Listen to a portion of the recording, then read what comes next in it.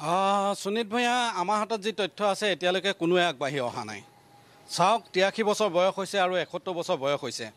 তেওঁলোক কোনো আন্দোলনকাৰী নাছিল, তেওঁলোক বাছ যাত্ৰী আছিল, জীয়েকৰ ঘৰলৈ আহিছিল। অহাৰ পাছত তেওঁলোকে কি হৈছে বুলি চাবলৈ যাওঁতেই সেই সময়ত লখিমপুৰ আৰক্ষী অধীক্ষক নেইথাম ডেভিড আৰু বগীনদী থানাৰ OC আছিল বীৰেন বৰুৱা।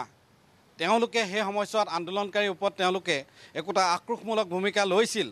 আন্দোলন প্ৰতিহত কৰিবলৈ তেওঁলোকে তৰুণ গগৈৰ নিৰ্দেশত, মুখ্যমন্ত্ৰী আছিল তৰুণ গগৈ, সেই সময়ছোৱাত প্ৰতিহত কৰিবলৈ কেন্দ্ৰীয় চৰকাৰৰ নিৰ্দেশত তেওঁলোকে কাৰ্যপন্থা হাতত লৈছিল। নিশাটোৰ ভিতৰতে তেওঁলোকে ঘাগৰ নগৰত যি এটা কেম্প হৈছিল সেই কেম্পটো ভাঙি দিছিল আৰু প্ৰায় শতাধিক প্ৰতিবাদকাৰীক তেওঁলোকে আটক কৰিছিল। আৰু সেই সময়ছোৱাত যিসকলক আটক কৰিলে তাৰে ভিতৰত বহুতসকল আজি তাৰিখতো নিৰ্যাতিত হৈ আছে।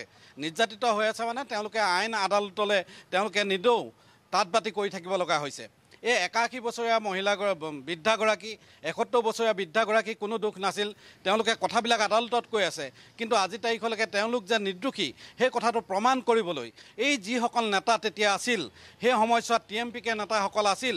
ইন্দ্ৰ শুক্ৰাং সাধাৰণ সম্পাদক হিচাপে তেওঁ দায়িত্ব লৈছিল, যি পিছলৈ লখিমপুৰ জিলা পৰিষদৰ বিজেপি হৈ লখিমপুৰ জিলা পৰিষদলৈ নিৰ্বাচিত হৈছিল ঢকুৱাখানাৰ পৰা। ইন্দ্ৰ শুক্ৰাং, এতিয়া দিলীপ পেগু সেই সময়ছোৱাত TMPK দায়িত্বত আছিল। দিলীপ পেগু এতিয়া MSCৰ এগৰাকী এক্সিকিউটিভ কাউন্সিলৰ হিচাপে তেওঁ দায়িত্ব বহন কৰি আছে দিলীপ পেগু। আৰু সেই সময়ছোৱাত ডাক্তৰ ৰনোজ পেগু এই আন্দোলনৰ প্ৰতি পূৰ্ণ সমৰ্থন আছিল। ভুৱন পেগু পূৰ্ণ সমৰ্থন আছিল।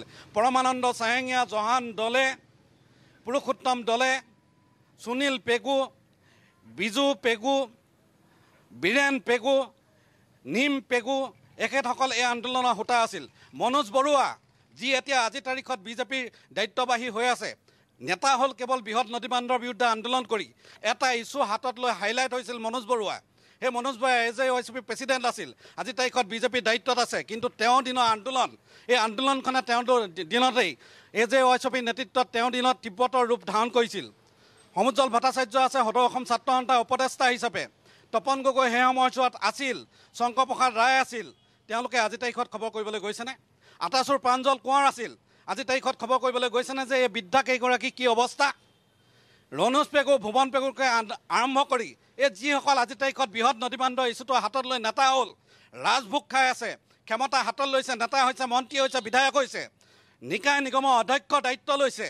এওঁলোকে আজি তাৰিখলৈকে এই দুৰ্গত মহিলাবিলাকৰ, যিসকল আজি তাৰিখত বৃহৎ নদীবান্ধ আন্দোলন কৰি নিৰ্যাতিত হ'ল, তেওঁলোকৰ খবৰ লোৱা নাই। পৰিতাপৰ কথা, অখিল গগৈৰ বিৰুদ্ধে বগীনদী আৰক্ষী থানাত 9টা গোচৰ ৰুজু হৈছিল।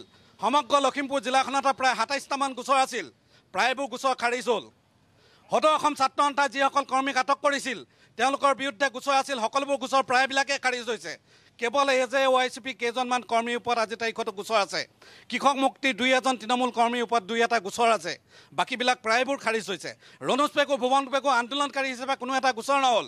TMPK দিলীপ পেগু, ইন্দ্ৰ শুক্ৰাং আদিসকলৰ ওপৰত কোনো ধৰণৰ গোচৰ নাই। এই দুগৰাকী নিৰপৰাধী মহিলা। নিশ্চয় বুবুল হাজৰিকা, এইটোৱে আচলতে আমাৰ আটাইতকৈ ট্ৰেজেডি। বুবুল হাজৰিকা পৰৱৰ্তী সময়ত পুনৰ আপোনাৰ লগত যোগাযোগ কৰিম। আৰু এই যিটো এয়া মাত্ৰ আৰম্ভণিহে। বৃহৎ নদীবান্ধ বিৰোধী আন্দোলনৰ বাবে কি ধৰণৰ অপায় অমংগল হৈছে, সাধাৰণ জনতাৰ নেতা প্ৰতিবাদকাৰী ক'ৰবাত থাকিল, সাধাৰণ জনতাৰ মৰণ মিলিল। পৰৱৰ্তী সময়ত ইয়াৰ ওপৰত চোকা নজৰ ৰাখিব প্ৰতিদিন টাইমে।